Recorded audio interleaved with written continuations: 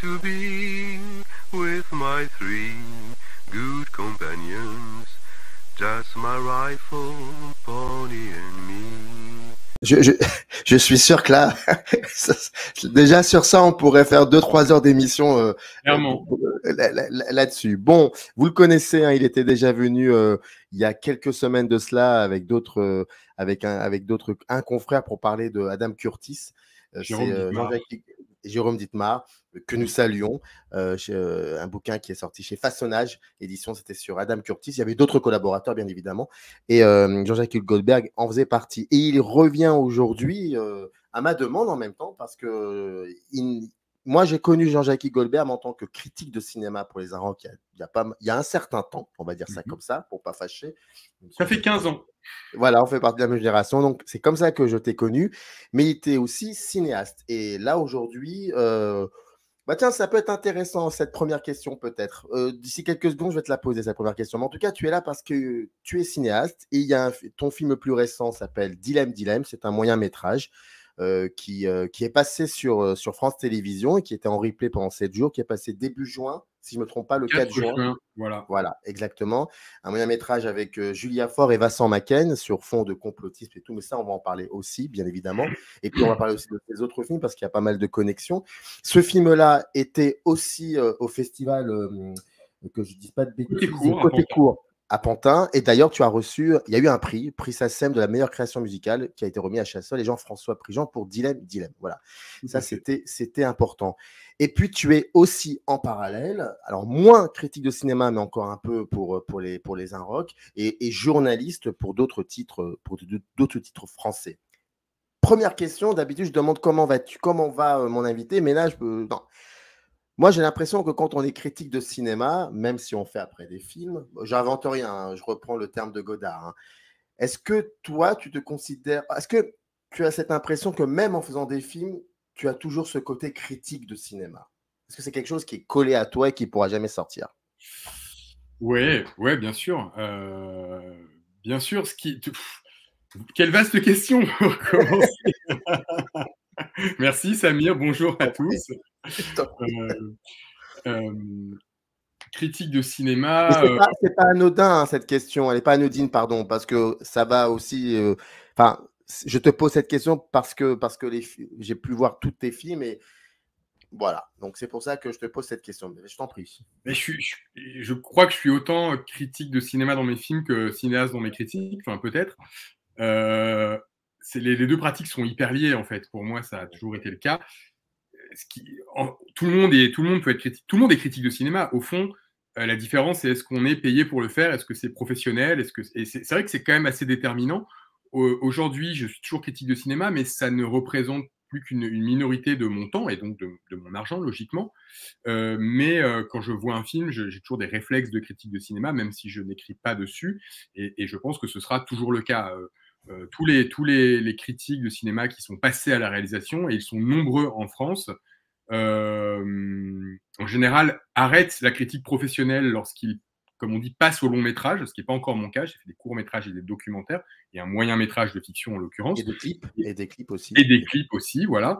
Et je compte continuer la critique de cinéma encore quelques temps, même si petit à petit, je vois que c'est pas que mon intérêt s'étiole, mais mes priorités, disons, changent en termes de temps, hein, c'est toujours le même problème.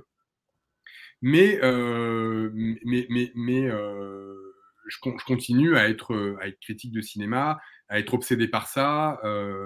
J'ai bien vu, là, par exemple, je reviens du Festival de Cannes, où j'étais au mois de mai. J'avais pas vu beaucoup de films, enfin, j'avais pas vu intensément des films depuis assez longtemps. Ça a été une replongée dans un bain, et je vois qu'à chaque fois que je plonge dans ce bain, en fait, ça me procure une jouissance incroyable. Alors, on peut appeler ça la cinéphilie aussi, hein, tout simplement. Il n'y a pas besoin d'être cinéphile pour aimer voir des films et aimer en parler, aimer écrire dessus. Mais moi, c'est quelque chose qui m'a toujours plu, d'être prescripteur, de donner mon avis, de partager les choses.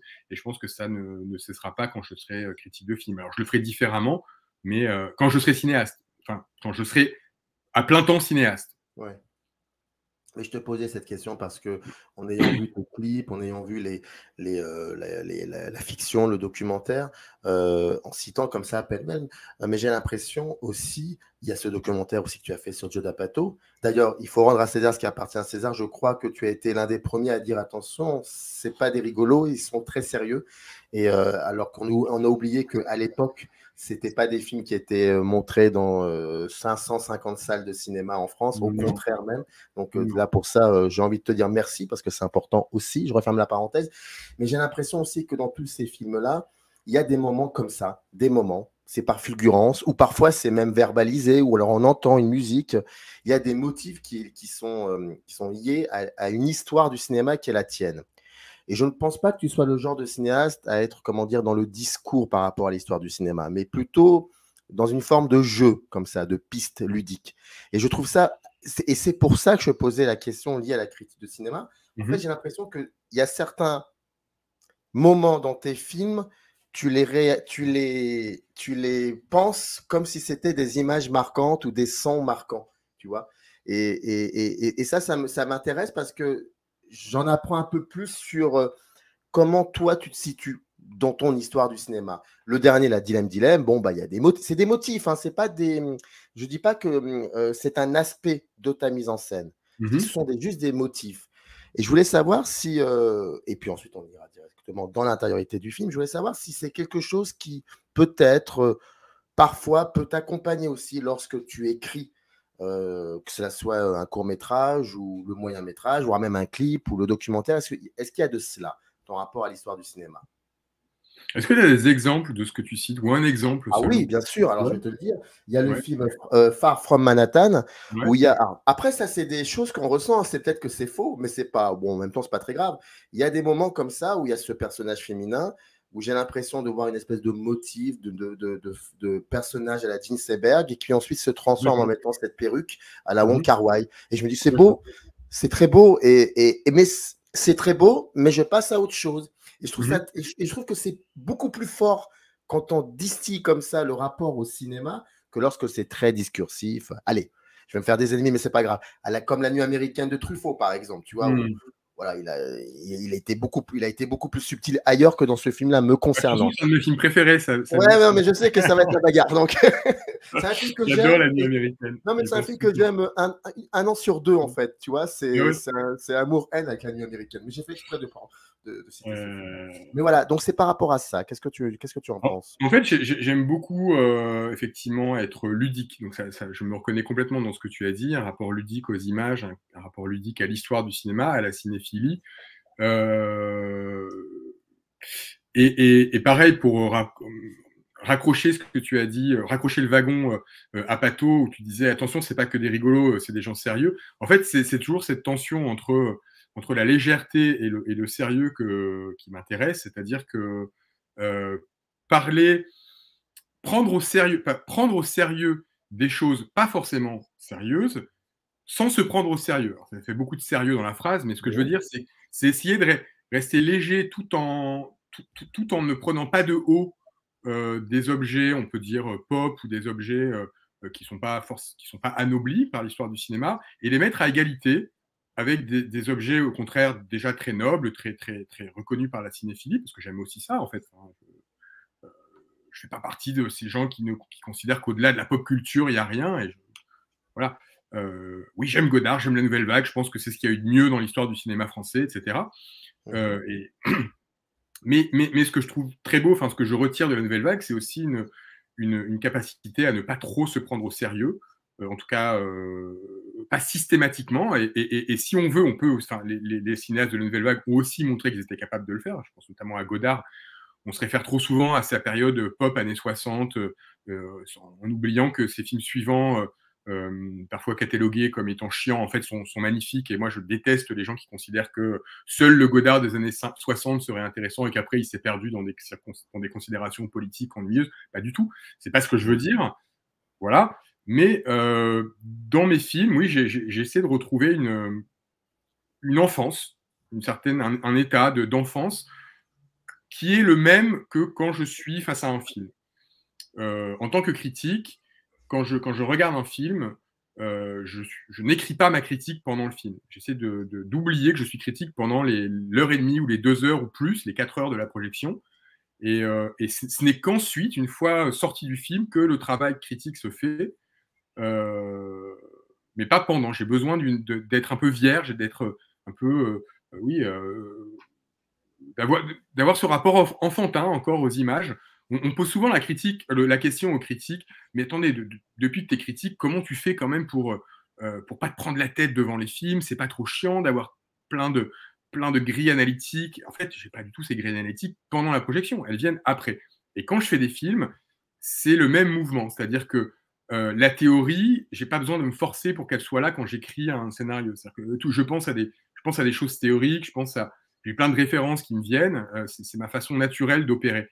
Mais quand je fabrique le film, j'essaie d'oublier tout ça pour être dans le moment avec des acteurs, avec une réalité, avec un réel même qui s'impose à moi et que je laisse volontiers s'imposer à moi avec grand plaisir.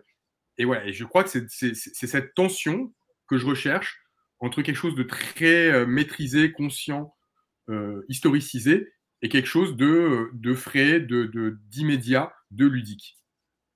Mais il y a aussi autre chose, c'est que j'ai cette impression, alors cette phrase est très basique, très banale. On dit souvent d'un cinéaste, on a l'impression lorsqu'il fait un film, c'est comme s'il comme si c'était son premier film. Et quand je vois, moi, ce que tu as créé, j'ai l'impression aussi que tu as une volonté une espèce de touche à tout au niveau du format, que ce soit de la pellicule, du numérique. Par exemple, l'Enclave, il y a un travail sur le montage qui est extraordinaire et qui est complètement déconstruit. Et puis, en fait, on comprend tout. Ah ouais. Et vers la fin, on comprend pourquoi il y a cette répétition du motard. Enfin, et c'est très beau en même temps.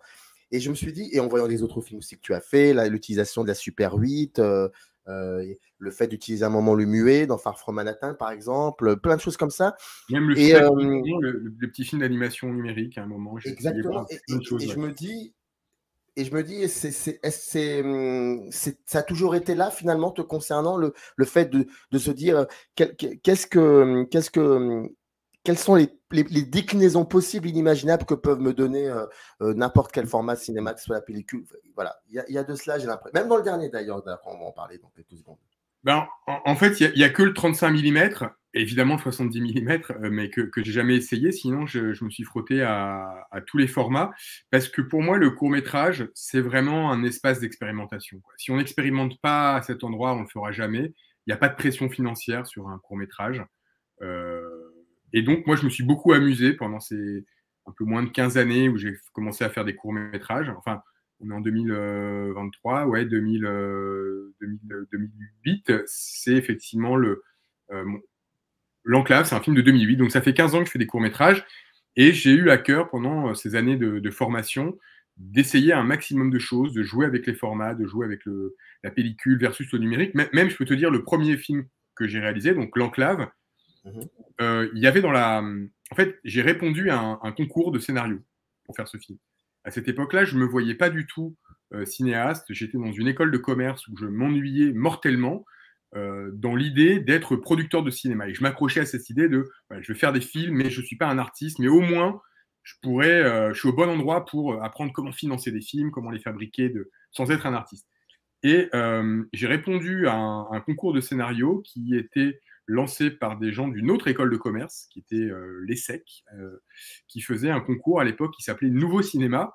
Et à la fin des années 2000, ça paraît un peu vieux maintenant, mais toi, tu dois t'en souvenir, on était dans une vraie interrogation quant à l'arrivée du numérique. Qu'est-ce que ça voulait dire esthétiquement de tourner en numérique versus tourner en pellicule? Aujourd'hui, on ne se pose plus la question, le numérique, c'est par défaut.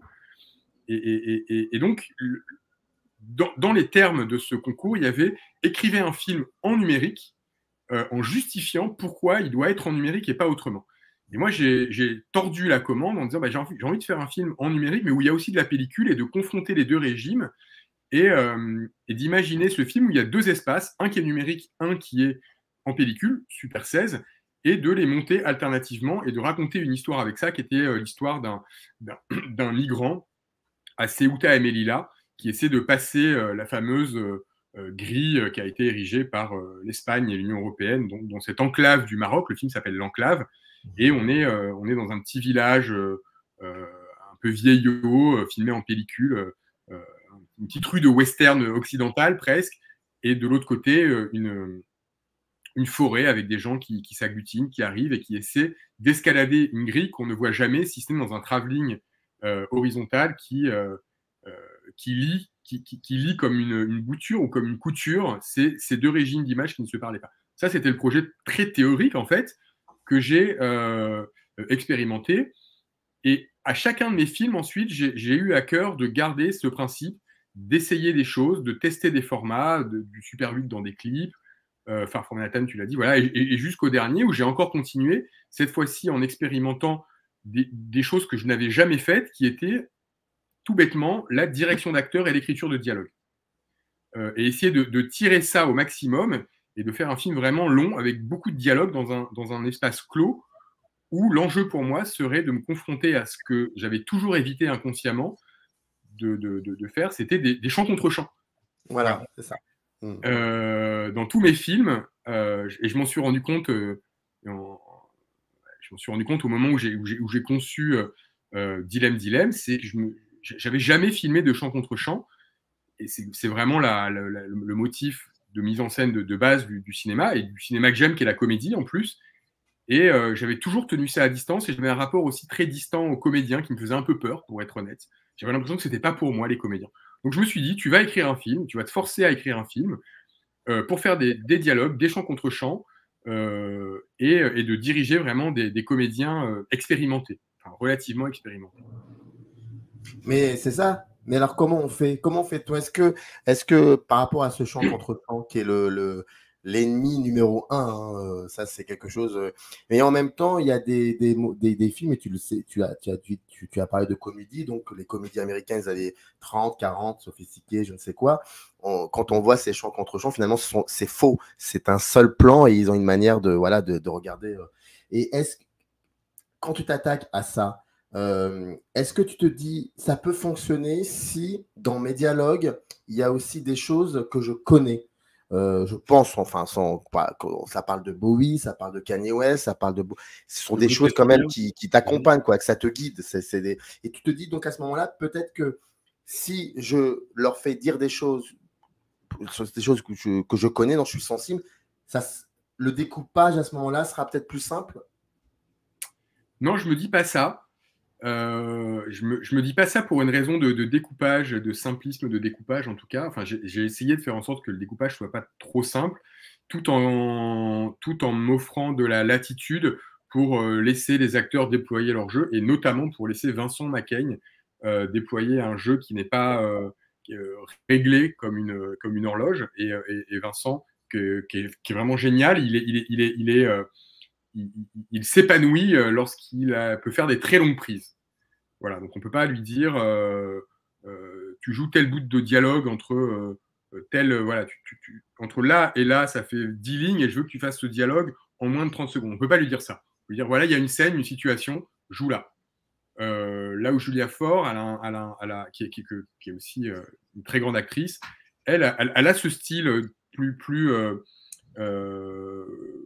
comment dire, plus classique de comédie, où elle est extrêmement précise. On peut la diriger vraiment très très précisément. Et donc j'avais l'impression de diriger un saxophone de free jazz d'un côté et une harpe de l'autre côté. Et l'idée de la mise en scène, c'était de faire de la musique mélodieuse avec ces deux instruments complètement différents. Ça, c'était l'enjeu de mise en scène. Après, pourquoi je leur ai fait parler de Kanye West, de Britney Spears, de David Bowie, de choses de pop culture qui à moi me parlent, et de plein d'autres choses en réalité, c'est parce que en choisissant de faire un film sur le complotisme, d'abord j'ai enquêté. En fait, la première étape de ce film, et ça rejoint le journaliste que je suis aussi, c'est j'ai fait une enquête littéralement journalistique, puisqu'elle a donné lieu à un article pour GQ qu'on doit pouvoir trouver en ligne encore, je pense, sur une application de rencontre qui existe vraiment, ou qui existait, qui s'appelait Awake Dating. Awake comme réveillé, les éveillés.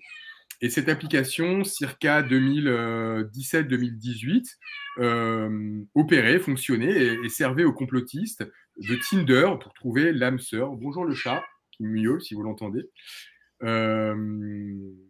Et en fait, quand j'ai entendu parler de cette application, j'ai eu envie de tout de suite écrire et de me faire un profil, en fait, surtout, et de voir comment ça fonctionnait, de voir comment c'était un date de complotiste. Alors, je n'ai pas poussé le vice jusqu'à faire des faux dates. J'aurais pu rencontrer des gens, mais je trouvais ça cruel. Pour une simple question éthique, je ne l'ai pas fait. Et c'est pas bien de faire perdre l'argent et de leur faire croire qu'on va les rencontrer dans un cadre romantique pour ensuite écrire un article. Donc, parfois, je matchais et très vite, je disais, bon, voilà, je suis journaliste, est-ce que vous êtes d'accord pour me parler ? 9 personnes sur 10 me claquaient la porte au nez, évidemment, un journaliste complotiste. Mais les gens qui me répondaient me servaient quand même de base et m'ont permis d'écrire cet article et d'enquêter derrière pour écrire un scénario. Et j'ai fait une longue parenthèse pour dire le problème, en fait, des complotistes, et je ne t'apprends rien, c'est que très souvent, ils sont d'extrême droite. Ne sache ou pas, en fait, ils sont... Enfin, voilà, et de plus en plus, encore plus après le Covid, il y a eu une emprise de l'idéologie d'extrême droite sur des familles de complotistes, parce qu'il y a plein de sous-familles de complotistes qui jusqu'à présent étaient plus ésotériques ou plus New Age, etc., qui se sont laissés bouffer par QAnon, et l'idée que le monde est dirigé par des élites mondialistes, judéo-maçonniques, pédo-satanistes. Hein, malheureusement, le truc habituel qu'on entend trop souvent. Mais ça, c'est en Amérique. Ça, tu parles du... Ah non, mais ça a conquis l'Europe, en fait, malheureusement. D'accord. Ça a conquis une partie de l'Europe. On en trouve beaucoup en France, beaucoup en Allemagne. Et des gens qui étaient simplement anti-vax, voilà, ils ne voulaient pas se vacciner, ils n'avaient pas confiance, se sont laissés bouffer, contaminer. C'est vraiment un virus, hein, le complotisme. L'autre grande crise du Covid, c'est à côté de la crise sanitaire, c'est une crise informationnelle, et notamment ce virus du complotisme qui a envahi les sociétés du monde entier. Et en fait, comment on crée une comédie avec des gens qu'on réprouve idéologiquement? C'est une vraie question que je me suis posée.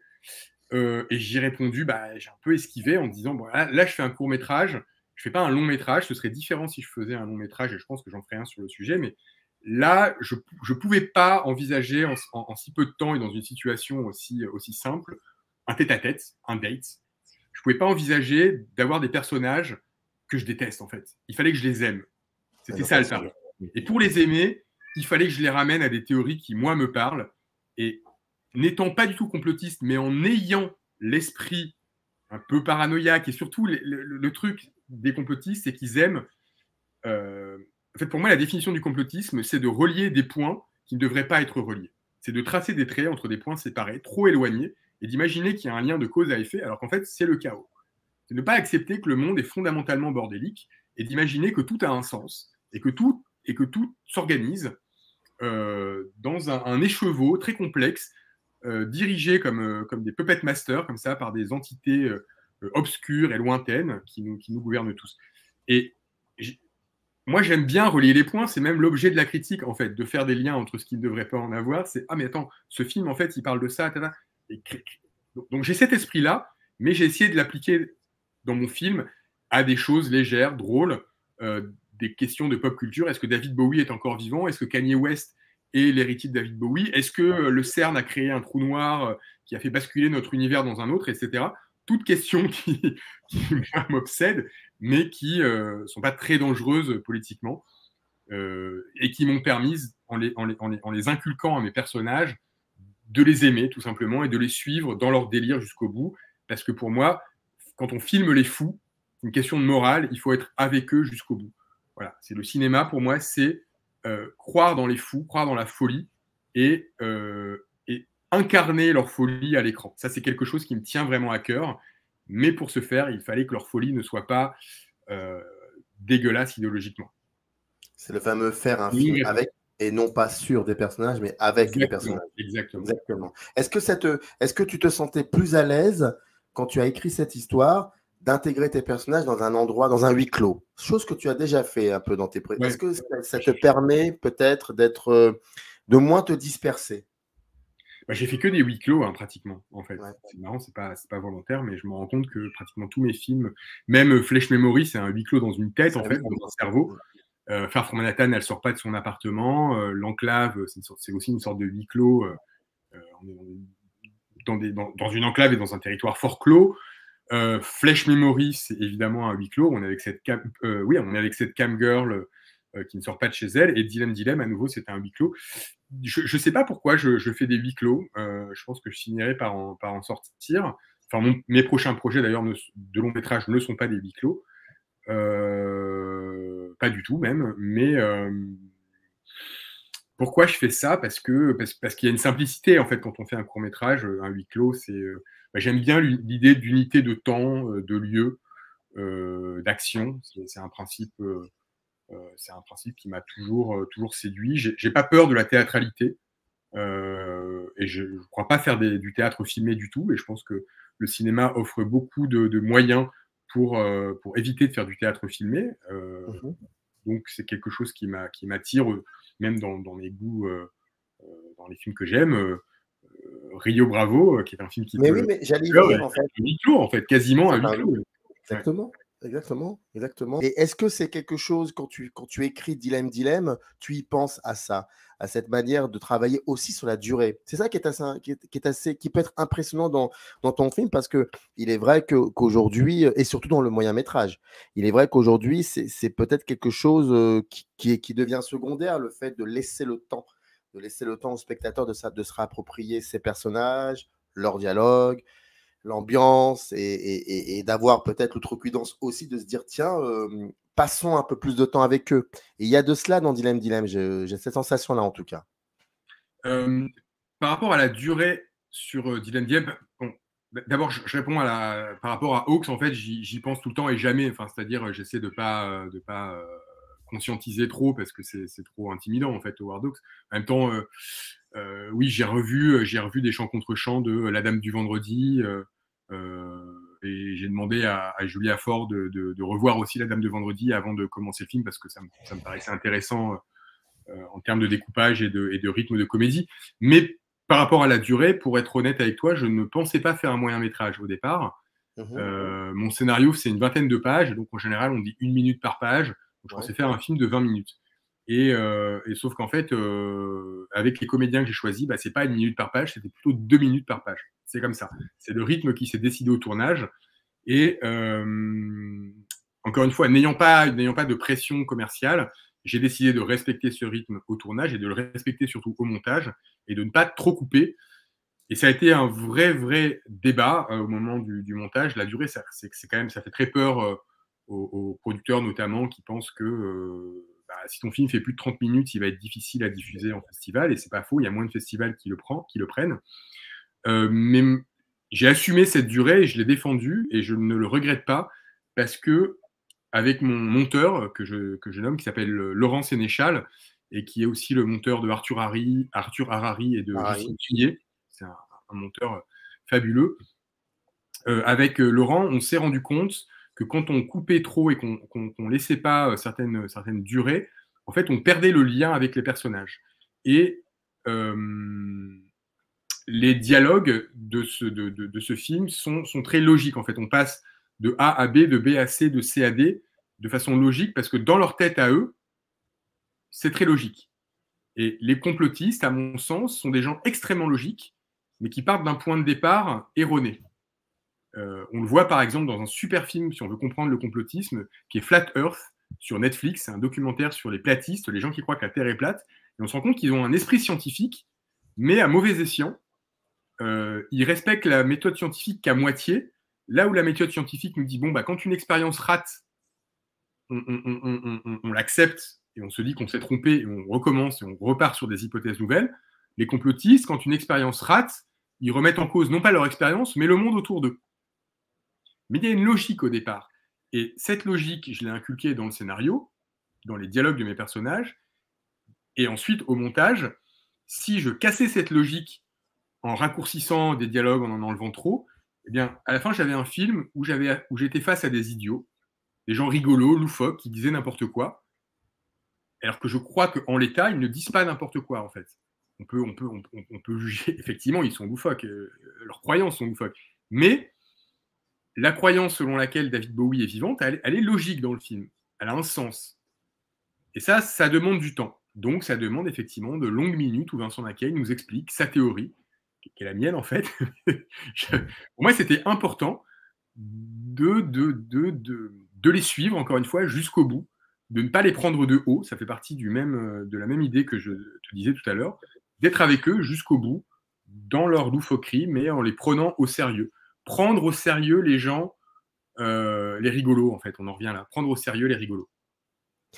Généralement, quand un cinéaste, comme toi par exemple, qui monte le film qu'il a tourné, il essaye, je crois, en tout cas je pense que c'est comme ça, d'aligner des plans afin que ça crée un sens.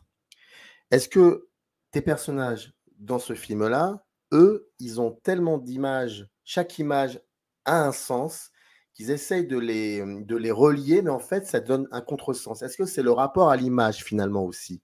Parce que c'est très, très fantasmé ce qu'ils disent, les deux, même elle. Est-ce qu'ils ont un problème de sens par rapport aux images qu'ils essayent de comprendre et en fait, ils font que du contresens? Je ne sais pas s'ils font du contresens proprement parler. Disons qu'ils sont nourris de mots, ces gens. Ils sont nourris de mots qu'ils interprètent mal. Je ne sais pas si c'est des images qu'ils interprètent mal, plutôt des mots qui sont vidés de leur sens, qui sont là, qui traînent. On le voit avec le personnage de Julia Fort, qui donc, elle, appartient à la grande famille des ésotériques, qui sont méprisés par les complotistes plus politiques, qui, eux, effectivement, savent très bien que la Terre n'est pas plate et qui considèrent que les platistes ridiculisent quelque part le complotisme et permet aux rationalistes de dire, vous voyez bien, le complotisme dans son ensemble, c'est n'importe quoi. Et eux défendent une vision très politique des choses. Et Julia, elle entend des mots, elle lit sans doute des articles erronés sur la physique quantique. Quelque chose, quand même, le mot quantique, quoi, ça excite beaucoup les pseudo-scientifiques. On a l'impression de comprendre, en fait, on ne comprend pas. C'est très excitant, cette idée qu'une chose peut être A et B en même temps, une chose et son contraire. Voilà. Il y a plein de phénomènes quantiques qui ouvrent le champ à la magie. Et c'est des mots pour elle. Trou noir, c'est un mot. Elle dit les mondes intrigués, elle se trompe, intriqués en fait. Oui. La corrige un professeur de physique, Clochard disait, ce qui dit beaucoup de choses sur l'état de l'éducation nationale. C'était ma petite blague. Mes parents, mon petit hommage à mes parents professeurs aussi. Voilà. Donc c'est plutôt des mots, je dirais. Mais ta question me fait penser aussi à un film sur le complotisme que je trouve brillant mais que je réprouve moralement. C'est-à-dire que vraiment la fin me gêne, alors que c'est un des films les plus géniaux sur ce phénomène. C'est Bug de William Friedkin. Je sais pas si tu l'as vu. Oui, je m'en souviens très bien. Oui. Ouais. Oui. Et c'est un film absolument... Mais un peu oublié, j'ai l'impression, de ce film de Friedkin.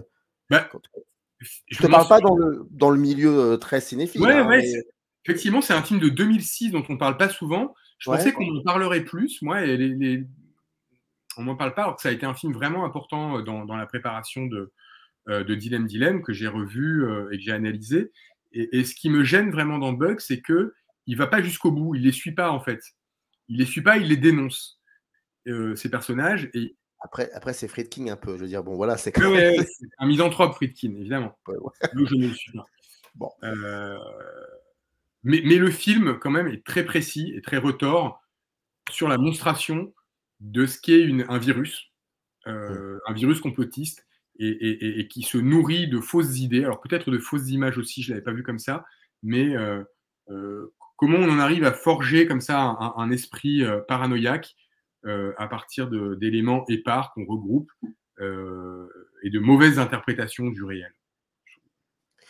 Alors, il y aurait tellement de choses à dire sur ce film. Je vais te poser une dernière question, mais avant ça, je vais quand même, bien évidemment, dire à ceux qui nous regardent que, bon, il y a eu, pendant une semaine, le film était disponible, Dilemme, sur le site de France Télévisions, en replay. Ça ne l'est plus, mais tu me disais hors caméra qu'il était possible. Voilà, on peut te contacter sur Facebook et Twitter, c'est Jean-Jacques Goldberg. Je mettrai tout dans le descriptif de la vidéo.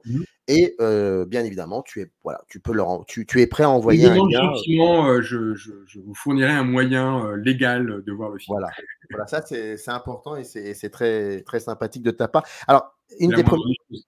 je t'en prie, une des questions que je te posais au début de l'émission, c'était sur ta manière de triturer, d'expérimenter tous les supports et que ce soit même au niveau du montage et tout. Bon, et j'imagine t'es en train je pense que tu as dû réfléchir depuis très longtemps à faire un long métrage. Et là où je veux en venir, c'est que est-ce que tu as déjà, je te demande pas de spoiler ou de quoi que ce soit, mais est-ce que tu as déjà une idée? Est-ce que ce serait une espèce de film somme, tu vois, qui serait un peu ce que tu as appris, ouais, on peut dire ça comme ça, expérimenté, appris sur les 15 dernières années sur les fabrications de films. Est-ce qu'il y a de cela pour le long métrage? Bah, le long métrage, on a toujours envie de mettre plein de choses dedans. Alors, film somme, je sais pas, ce serait bizarre de décrire mon premier film comme un film somme. Euh, mais, euh, mais oui, il va y avoir. Enfin, il sera à la fois. Écoute, c'est très difficile d'en parler parce que je suis en plein dans l'écriture et j'ai deux projets en fait. Il y a des complots dans les deux. Je sais pas s'il y a du complotisme, il y a des complots dans les deux. Il y a un projet, il y a un film qui parle de journalisme. Mhm. Là, c'est plutôt une somme de mon expérience dans ce métier et qui raconte, sans raconter l'histoire, mais en gros, c'est un roman d'apprentissage balsacien qui, on le sait dans le roman français du 19e siècle, la figure du journaliste qui monte à Paris pour prendre le pouvoir. Elle est très fréquente, les grandes illusions évidemment, mais on trouve chez Bellamy aussi et dans d'autres. Mais ces romans sont écrits à une époque où le journaliste est très puissant, où le journalisme est un pouvoir. Et moi, je pense que le journalisme n'est plus vraiment un pouvoir. En tout cas, le journalisme, la presse écrite n'est plus un pouvoir. C'est des danseuses entre les mains de milliardaires qui rachètent des journaux pour une bouchée de pain, pour avoir un rond de serviette à la table des politiques. Mais en fait, ça n'influence plus vraiment l'opinion, les journaux. Il y a d'autres façons d'influencer l'opinion que la presse écrite. Il y a la télévision encore un petit peu et surtout les réseaux sociaux. Je pense que ça a beaucoup plus d'impact que les journaux. Mais les journalistes, les journaux en tout cas, bénéficient encore d'une sorte de prestige. Et donc, dans un film, j'ai envie de raconter ça par le biais d'un personnage qui est un jeune journaliste qui monte à Paris et dans l'espoir de devenir journaliste à une époque où les réseaux sociaux, Twitter, je ne sais pas si tu te souviens, au début des années 2010, c'était encore porteur de plein d'espoir. 15 ans plus tard, on se rend compte que ce n'est pas exactement ce qu'on avait cru que ce serait. Voilà, donc ça, c'est un des projets. Et l'autre, il est très récent, il a quelques jours, donc il est vraiment bouillonnant encore, mais c'est un film qui se passera à Los Angeles et qui sera une sorte de, oui, peut-être de somme de tout ce que j'ai vécu dans cette ville depuis les 10 années que j'y habite. Et ce qui se passe, c'est que quand je raconte des histoires à mes amis français, des trucs qui m'arrivent, ils me disent « mais je te crois pas, c'est pas possible ». Je dis « mais si, je vous jure, c'est vrai ». Et donc j'ai envie de mettre ça dans un film avec un personnage un peu qui se retrouve embarqué dans des aventures qui le dépassent complètement. Ce genre de film, quoi, un peu Elle est noire, tu vois, un peu enquête, et en même temps trimballé d'un inframonde à l'autre. Donc un film dans lequel je pourrais montrer plein de choses que j'ai pas vues dans aucun film en fait, et que je vis de mes propres yeux, qui me sont arrivés ou dont j'ai entendu parler depuis 10 ans. Voilà. Un peu, allez, Under the Silver Lake, encore un peu, si on voulait citer un film. Ah, bah voilà, bah oui, bah voilà, effectivement. Ce Oui, genre de film, tu vois, ce genre de D'a- film.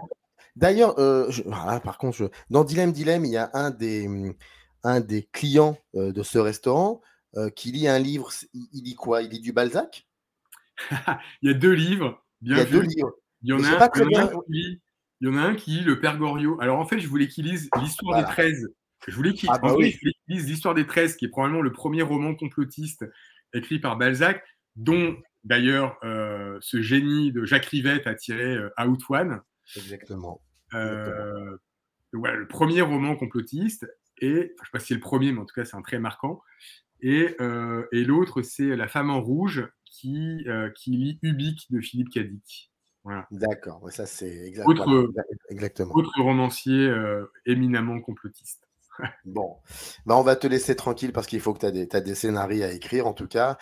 Merci beaucoup, Jackie, Jackie Samir. Goldberg, d'avoir pris le temps de répondre. Je répète, hein, je dis encore que vous pouvez. Enfin, je dis encore, ça ne veut rien dire. Jusqu'à, je répète, si vous voulez voir le film Dilemme, c'est possible.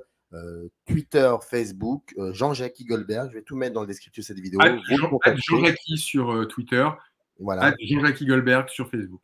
Je mettrai tout ça là-dedans, dans le descriptif, et vous le contactez gentiment et avec. Alors sur Twitter, si vous ne me suivez pas, j'ai un profil privé, donc ajoutez-moi et puis je validerai. Et ensuite écrivez-moi et je vous enverrai. Voilà, et je pense qu'il n'y aura pas de problème pour voir ce film.